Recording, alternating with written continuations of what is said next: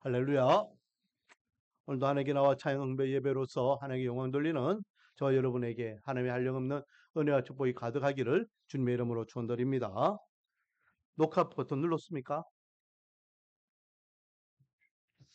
자, 누가복음 15장입니다. 누가복음 15장은요, 잃어버린 시리즈라고 제가 이야기했죠. 잃어버린 시리즈입니다. 그래서 5절부터 7절까지는 잃어버린 양에 대한 비유이고 8절부터 10절까지는 잃어버린 드라크마에 대한 비유이고 또 오늘 읽었던 11절부터 마지막 32절까지는 잃어버린 둘째 아들에 대한 비유입니다. 예전에는 탕자의 비유라고 했는데 요즘은 이제 잃어버린 아들이라고 또 이야기하죠. 그러게 이제 라임이 맞잖아요. 라임이. 잃어버린 하고 이렇게 맞기 때문에 잃어버린 둘째 아들에 대한 비유입니다. 이 세 가지의 비유는요, 한 가지 주제를 가지고 예수님께서 말씀하고 있는 비유입니다. 각각 다른 비유인 것 같지만은 결국은 결론은 똑같다라는 것이죠. 자, 그러면 오늘 읽은 11절부터 32절까지 말씀, 이 잃어버린 둘째 아들에 대한 비유를 통해서 우리에게 주시는 교훈은 무엇인가? 이 누가복음 15장에서 주시는 교훈은 무엇인가? 오늘날 우리가 하나님의 사람으로 이 말씀에 근거하여 어떻게 살 것인가 한번 돌아보기를 원합니다. 어떤 사람이 아들이 두 명이 있었다고 합니다. 그런데 느닷없이 둘째 아들이 아버지께 찾아와서 황당한 요구를 하게 되죠. 그게 뭡니까? 바로 아버지에게 자기에게 줄 유산을 먼저 당겨서 달라라는 것입니다. 제가 새벽에도 이야기했지만은 아버지에게 유산을 요구한다. 이 말은요, 단순히 앞으로 내가 받을 이 재산을 이야기하는 것, 그 정도 수준이 아니에요. 여러분, 유산은 언제 물려받는 겁니까? 부모님이 돌아가시고 난 다음에 물려받는 거예요. 그런데 지금 아버지가 멀쩡히 살아계시는 데에 유산을 달라는 거예요. 이것은 아버지가 어, 이렇게 빨리 죽었으면 좋겠다. 아니면 아버지는 더 이상 나와 관계없는 분이다. 그러니까 아버지 존재성을 부정하는 그런 악한 행위 중에 하나입니다. 어떻게 살아계신 부모에게 내 유산 주세요라고 이야기해요. 말도 안 되는 행동을 지금 철부지인 둘째 아들은 요구하고 있어요. 그렇다고 해서 이 둘째 아들이요, 이 재산을 가지고 뭐 사업을 한다든가 아니 어떤 자기 꿈을 이루기 위해서 뭔가 이렇게 거창하게 자본금이 필요해서 요구했느냐? 그것도 아니에요. 보니까 아버지는 아무 말 하지 않고 아들에게 유산을 나눠 주었습니다. 그리고 13절 말씀. 그 후에 며칠이 안 돼요. 유산을 받자말자 며칠이 안 돼 가지고 어떻게 했습니까? 이 재산을 전부 모아가지고 땅은 팔고 뭐 이렇게요. 하여튼 모든 것들 다 현금화했다 이 말이겠죠. 모아가지고 어떻게 했다? 먼 나라로 갔다. 먼 나라로. 여기에서 먼 나라는요. 아버지가 아버지의 영역에서 아버지가 이렇게 할 관계할 수 없는 그런 곳을 이야기하죠. 그 바로 뭐 우리나라에서 중국이나 우리나라에서 뭐 일본 언제든지 가서 아들을 잡아올 수 있는 그런 종류의 나라가 아니라 아예 먼 이국 땅으로 갔다. 아버지의 소나기가 뻗치지 못하는 곳으로 갔다라고 생각하면 되겠습니다. 왜? 왜? 지 하고 싶은 대로 하고 살려고. 아버지 간섭 안 받고 어, 이 풍족한 재산을 가지고 마음껏 먹고 즐기기 위해서. 그래서 13절에 계속 뭐라 됩니까? 먼 나라로 가. 거기서 허랑방탕하여 그 재산을 다 어떻게 했다? 낭비하였다. 호호 100번 양보해가지고 이 아들이요. 아버지 그 재산을 가지고 어떤 사업을 한다든지 자기 꿈을 이루기 위해서 무엇인가 자본으로서 사용한다 했으면은 좀 이렇게 먼저 재산을 요구하는 거 인정할 수 있어요. 그런데 자기의 욕구를 채우기 위해서, 쾌락을 추구하기 위해서 자기 몫을 아버지에게 요구하고 있다. 이런 아들이 어디 있습니까? 오늘 이 내용에서는 안 나오지만 나중에 첫째 아들이 이야기하는 이 대목을 가지고 이 허랑방탕하다라는 이 의미가 어떤 의미인지를 우리가 좀 더 알 수 있죠. 자, 30절 말씀.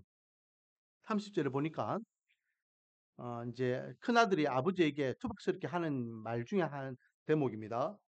아버지의 살림을 창녀들과 함께 삼켜버린 이 아들이 돌아오매. 뭐라고요? 누구와 삼켜버렸다? 창녀들은. 그러니까 한마디로 술 먹고 어? 여자들하고 놀면서 그렇게 다 썼다는 거예요. 그러니까 이제 돈이 없으니까 어떻게 하겠습니까? 더군다나 14절에 보니까 그 나라에 흉년이 들어가지고 경기가 안 좋아져요. 자기가 돈 있을 때에 같이 어울렸던 사람들 중에 친구들 중에서 좀 도움을 요청할 만한 사람들이 있을 수 있잖아요. 그런데 지금 내 목구멍인 포도청인데 여 사람 도와줄 형편이 안 돼. 이 둘째 아들이 지금 어려운데 이 둘째 아들이 다른 사람에게 도움을 청할 수 없어요. 왜? 그 나라 자체가 경기가 어려워졌기 때문에. 인간적으로 도와줄 수 있는 사람이 아무도 없어. 더 이상 살 수 있는 방법이 없어요. 그래서 이 사람이 음, 자기의 배를 채우기 위해서 그래도 끼니를 조금 얻기 위해서 사람 밑에 들어갑니다. 근데 거기 들어가서 무슨 짓을 한다? 돼지 치는 짓, 돼지.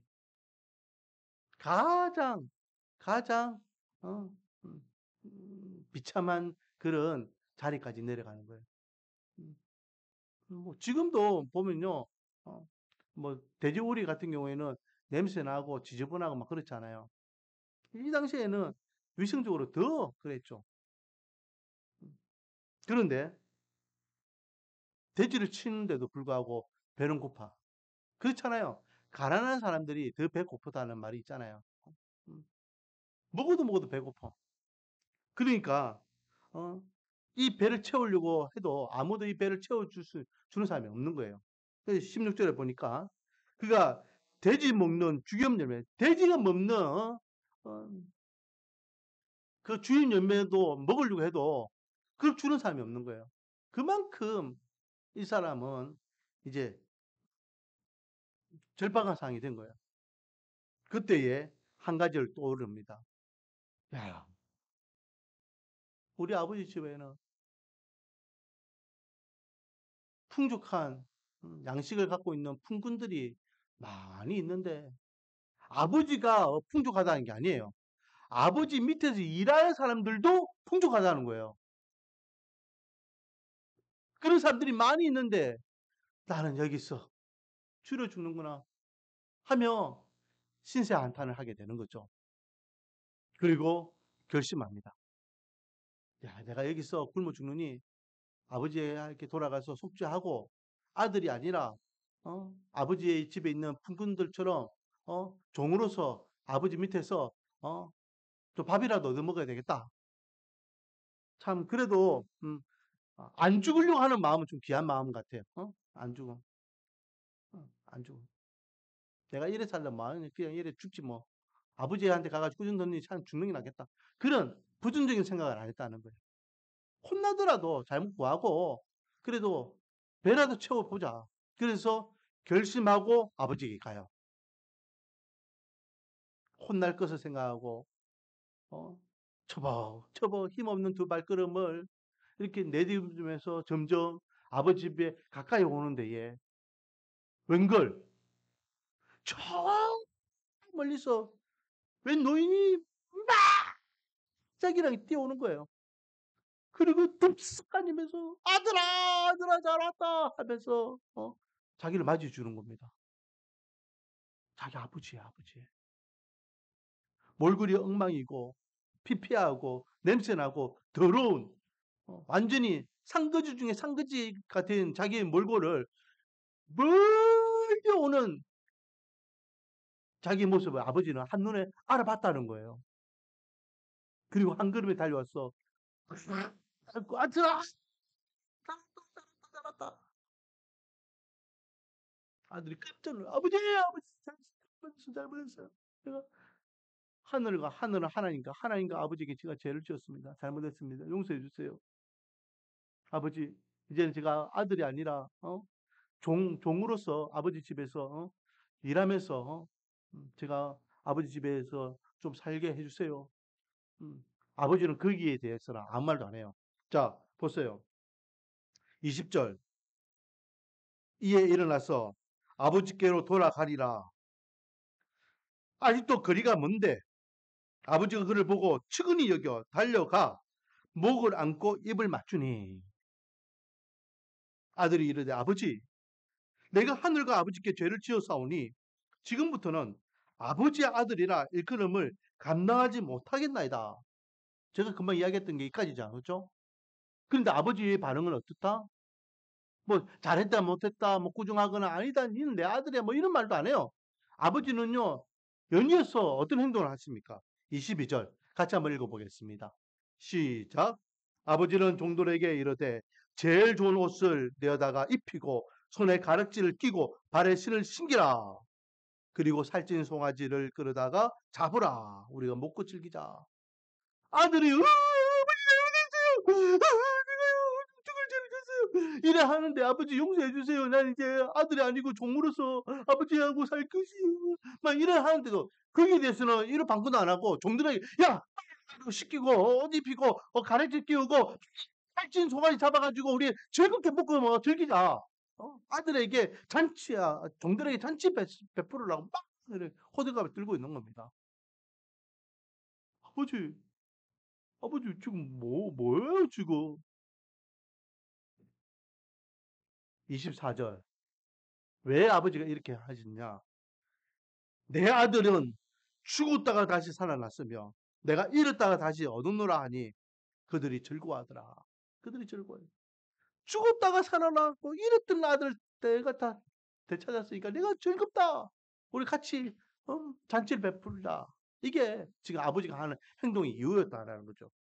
그런데 이렇게 막 잔치상이 베풀어져 가지고 풍악이 울리고 막 이렇게 시끌벅적하게 이렇게 사람들이 즐거워하고 있는 이때에 하루 종일 밖에서 밭간일 하다가 농사 짓다가 큰아들이 돌아와요.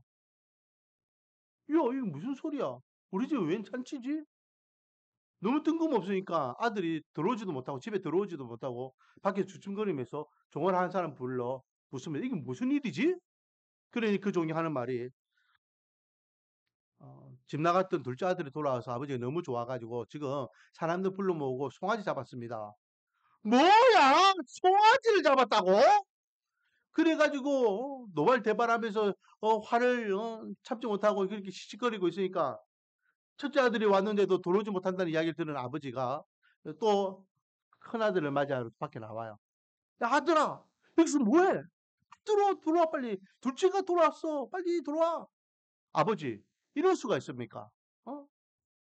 저는 평생 아버지 옆에서 아버지가 하라면 하고 하지 마라 안 하고 아버지 명령을 어기지 않고 오늘도 아침부터 저기까지 밭에서 열심히 일하다가 이렇게 돌아왔는데 한 번도 저와 저희 친구들을 위해서는 염소새끼 한 마리도 안 잡아주셨는데 저놈은 어, 먹고 놀고 즐기면서요 그렇게 창리들하고 시간 보내면서 아버지 재산 딱 탕진하고 돌아왔는데 무엇하고 저놈에게 살찌 송아지 잡아줍니까?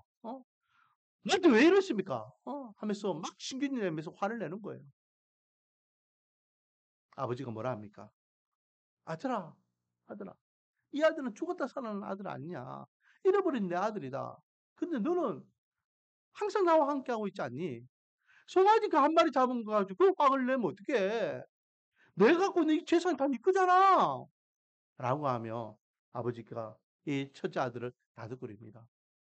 그리고 이 비유 말씀 끝나요. 이 첫째 아들이요. 마음이 누그러졌는지 다시 돌아와가지고 둘째를 이렇게 맞이해 주면서 이 잔치 상황이 이렇게 행복하게 끝났는지 아니면 무슨 그런 엉뚱한 소리 하십니까 하면서 완전히 잔치상을 뒤엎었는지 그건 몰라요. 아무튼 오늘 예수님의 비유 말씀은 여기서 끝나버립니다. 자, 그렇다면 오늘 본문을 통해서 우리에게 주시는 교훈은 뭘까요? 오늘 설교 제목이 뭡니까? 한번 읽어볼까요? 시작. 아버지의 마음이에요. 아버지의 마음. 이 두 아들이요. 두 아들을 향한 아버지의 마음. 그리고 이 두 아들을 몰랐던 아버지의 마음. 거기에 대해서 오늘 생각해 보기를 원하는데 첫 번째 우리에게 주시는 교훈은요. 아버지의 마음은 어떤 마음이냐? 변하지 않는 사랑의 마음이라는 거예요. 변하지 않는 사랑. 한번 생각해 보세요. 둘째 아들이 자기 죽으면은 받아야 될 재산을 아버지 빨리 죽으세요. 이렇게 마치 저주하다시피 아버지 자기에게 재산을 이렇게 받아가지고 도망가 버렸어. 그리고 그 재산을 흔한 방탕하면 다 허비해 버렸어요. 얼마나 화가 나겠습니까? 저 같으면요 열받아가지고 잠도 못 잘 것 같아. 그런 못난 아들, 어처구니 없는 아들, 그 행동을 그래도 아들 입장에서는 또 이렇게 반성하는 모습이 있었죠. 그렇죠? 아들 입장에서는 야, 나 진짜 아버지한테 죽을 놈이야, 못난 놈이야. 아이고. 그래서 아버지에게 가가지고 이실직고 하잖아요. 자기는 아들 입장에서는 아버지 앞에 대인 죄인은 맞지만은 아버지가 자기를 엄청나게 호되게 혼내고 야, 난 지금 그래, 너 이제 더 이상 내 아들 아니야. 어질해버려. 집 나가. 아니면은 니는 이제 평생 우리 집에서 일하면서 그 돈 다 갚아야 돼. 막 이렇게 할 수도 있잖아요. 그런데 아버지가 어떻게 행동합니까? 아들로서 맞이해주고 있어요. 아들로서. 아무리 쳐 죽일 것 같은 그 자식이라 할지라도 아무리 자기 목숨 값으로 재산을 가져가는 아들이라 할지라도 등에 칼을 꽂는 행위를 하는 아들이라 할지라도 아버지는 여전히 아들을 향한 사랑이 변하지 않는다라는 거예요. 제가 이 누가복음 15장을 이야기하면서 누차 이야기했죠. 어? 아들이 돌아올 때 아버지가 어떻게 알고 아들을 맞이하러 나갔겠습니까? 지금처럼 어떤 연락책이 없다니까요. 아, 오늘 아들이 올 시간이구나. 오늘 오겠구나. 아니라니까요. 아버지는 아들이 집 나간 그날부터 아들 기다렸다고요. 그게 아버지의 마음이에요. 아버지의 마음은 변하지 않아요. 그래서 연끝부 두 번 이야기하죠. 자기 종들에게 내 아들이 죽었다 살아왔다. 첫째 아들에게 야, 네 둘째가 죽었다 살아왔다. 그래 내가 기쁘지 않겠니? 첫째 아들이 불만을 토로할 때에 아버지가 야, 왜 니는 내 마음을 못 알아주니? 그 송아지 한 마리 때문에 화낼 게 아니야. 나는 지금 잃었던 아들을 다 찾았다니까? 아버지의 이 사랑은 무조건적인 사랑이에요. 묻고 따지지 않는 거예요. 잘잘못을 따지는 게 아니에요. 부모의 사랑은. 부모가 내가 니한테 키우면서 얼만큼 투자했으니까 앞으로 갚아야 돼. 그런 부모가 어디 있습니까? 무조건적인 내리사랑인데.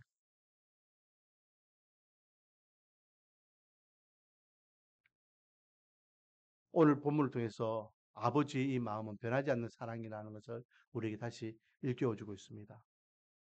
이 비유는요, 결국은 비유이죠, 비유. 결국 이것은 누구의 마음을 우리에게 알려주고자 하는 비유였을까요? 바로 하나님의 아버지에 대한 마음이다라는 거죠. 그래서 두 번째 우리에게 주신 교훈은요, 하나님 아버지의 마음이에요. 잃어버린 시리즈, 제가 초두에 이야기했지만은 주제는 같다 했습니다. 그 주제가 무엇일까요? 바로 하나님의 기뻐하시는 마음이에요. 99마리의 양보다 잃어버린 양 한 마리를 찾을 때 더 기뻐하시는 목자와 같이 잃어버린 드럼 큰 마리를 찾아서 기뻐하는 여인과 같이 집 나갔던 둘째 아들이 돌아옴으로 인하여서 기뻐하는 아버지와 같이 하늘에 계신 너희 아버지도 잃어버린 죄인 한 명이 돌아올 때에 이렇게 기뻐한다라고 하며 하나님 아버지의 마음이 곧 이 아버지의 마음과 똑같은 마음이다라고 말씀하고 계시는 겁니다. 결국은 반복적으로 예수님께서 비유 말씀하시면서 마지막으로 하고 계시는 말씀은 아버지가 기뻐하고 여인이 기뻐하고 목자가 기뻐하는 것.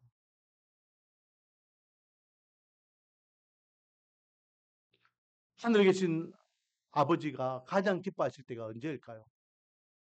오늘 우리가 이 자리에 모여서 함께 한 마음으로 찬양배 예배를 드리는 이 시간 하나님께서는 흐뭇하게 우리의 예배를 받으실 줄 믿습니다. 하나님께서 기뻐하실 줄 믿습니다. 우리가 어떤 역경과 환난과 문제와 어려움 가운데서도 굳건하게 우리의 믿음을 지켜낼 때에 하나님께서는 기뻐하실 줄 믿습니다. 그건 잘했어. 믿음을 끝까지 지키는구나. 마치 욥이 고난 가운데서 그 믿음을 끝까지 지킬 때에 하나님께서 욥을 응원해 주셨던 같이 저와 여러분을 하나님께서 그렇게 응원해 주실 줄 믿습니다. 그러나 그보다 더 하나님 기뻐하시는 게 있다는 거예요. 더 기뻐하시는 것은 뭐냐? 죄인이 주님께 돌아올 때에 천하보다 귀한 한 생명이 주님께 돌아올 때에 이미 구원받은 99 의인 99보다 더 하나님께서 기뻐하신다라고 말씀하고 계십니다. 사랑하는 성도 여러분, 이게 지금 잃어버린 자를 찾는 아버지의 마음이고 저와 여러분이 믿고 있는 하나님 아버지의 마음이에요. 그러면 역설적으로 하나님께서는 지금도 애타게 돌아와야 될 영혼을 향해서 기다리고 계시다라는 거죠. 아직도 하나님께서는 온전히 기뻐하지 못하고 계셔요. 왜? 잃어버린 자들이 너무 많기 때문에. 오늘 본문에서는 아들이 2명이에요.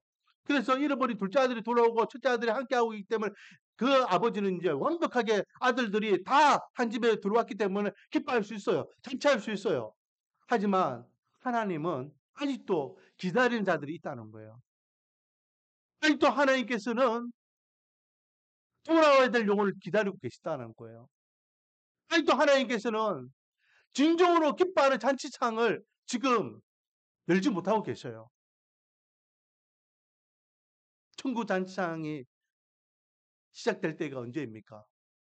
마지막 한 사람까지 그 죄인 한 명이 주님께 돌아올 그때까지 기다리셨다가 그 한 사람이 온전히 하나님의 백성으로서 구원받을 때에 자 이제 우리 천국 천사와 함께 기뻐하고 즐거워하자라고 하며 천국의 잔치를 열 줄 믿습니다. 그렇다면 오늘날 저와 여러분이 해야 할 일은 뭘까요? 첫째 아들의 모습이 뭡니까? 첫째 아들은요 아버지의 마음을 몰랐어. 자꾸만 자기 형편만 이야기해요. 불만과 불평만 토로하고 있어요. 나는 잘하고 있잖아요. 나는 아버지 뜻을 거스르지 않잖아요. 나는 아버지 편이잖아요. 나는 아버지 마음을 소상하게 하지 않았잖아요. 라고 하면서 자꾸만 자기 잘난 것만 이야기하고 있어요. 진짜 아버지의 마음을 모르고. 저와 여러분도 마찬가지예요. 잘하고 있잖아요. 뭘 열심히 모셔 예배드리고 열심히 섬기고 봉사하고 말씀대로 살아가려고 노력하고 새벽마다 기도하고 때와 시마다 하나님의 사람답게 살아가려고 얼마나 믿음을 지키려고 노력하고 있습니까? 그래 나 잘하고 있잖아요. 이렇게 사는 거 죽겠어요. 그러나 하나님 내가 얼마나 힘겹게 이렇게 믿음을 지키는지 아십니까? 라고 하면서 정작 아버지 하나님의 마음 몰라주고 있다. 라고 일깨워주시는 말씀이 오늘 말씀이에요. 우리는 얼만큼 하나님의 말씀을 깨닫고 그 말씀에 입각하여서 살아가고 있습니까? 호랑이는 어리석은 아버지의 마음을 알지 못했던 첫째 아들의 이 모습이 우리에겐 거울이 되어서 저와 여러분 그렇지 않았으면 좋겠습니다. 아버지의 마음을 시원하게 드리는 아들이 되기를 원합니다. 아버지가 정말 기뻐하시는 것이 무엇인지 알고 그 기쁨을 위해서 살아가는 저와 여러분이 되기를 원합니다. 나를 위하여 내 기쁨을 위하여 내 만족을 위하여 살아가는 자가 아니라 하나님을 위하여 하나님을 기쁘시게 하기 위하여 하나님의 만족을 위하여 살아가는 저와 여러분이 되어서 주님 앞에 섰을 때 인정 많고 칭찬 받는 그런 우리 말씀과 은혜교회 모든 성도들이 되기를 원합니다. 그렇다면 아버지께서 가장 기뻐하시는 것이 뭐라고요? 천하보다 귀한 생명이 주님께 돌아오는 것. 죄인 한 명이 돌아오는 것이 됐습니다. 다시 한번 우리가 마음을 다잡고 하나님, 아버지의 마음이 이 마음이군요. 하나님의 마음이 이 마음이군요. 제가 하나님을 기쁘시게 하고 싶습니다. 제가 하나님의 마음을 시원하게 해드리고 싶습니다. 천하보다 귀한 생명, 천하보다 귀한 영혼 살리기를 원합니다. 우리 교회가 그런 교회가 되기를 원합니다. 라고 기도하면서 한 주의 삶을 살아가기를 원합니다. 그래서 천하보다 귀한 생명을 살리고 천하보다 귀한 영혼이 주님께 돌아오므로 천군천사와 함께 하나님께 기뻐하시며 또 하나님께서 잘했다 인정받고 칭찬받을 수 있는 저와 여러분이 되며 우리 말씀과 은혜의 교회가 되기를 주님의 이름으로 축원드립니다. 아버지 하나님, 첫째 아들도 마찬가지고 둘째 아들도 마찬가지고 아버지의 마음을 몰랐습니다. 변함하지 않는 아버지의 사랑, 또 무조건적인 하나님의 사랑, 그 마음을 몰랐기 때문에 자꾸만 아버지의 마음을 더 불편하게 하고 아버지의 뜻과는 반대대로 행동하게 되는 것을 보게 됩니다. 하나님, 우리는 어떻게 살고 있습니까? 정말로 하나님 아버지의 마음을 시원하게 하고 있습니까? 하나님을 기쁘시게 하고 있습니까? 잘한다라고 하면서 그냥 우리의 잘하는 모습만 이야기하며 정말로 아버지 하나님의 마음은 모른 채 믿음생활, 신앙생활을 하고 있지 않습니까? 하나님, 우리 말씀과 은혜 교회는 또 우리 교회 성도들은 아버지의 마음을 시원하게 하고 아버지를 기쁘시게 하는 교회로서 이 마지막 때 그 사명을 감당하기를 원합니다.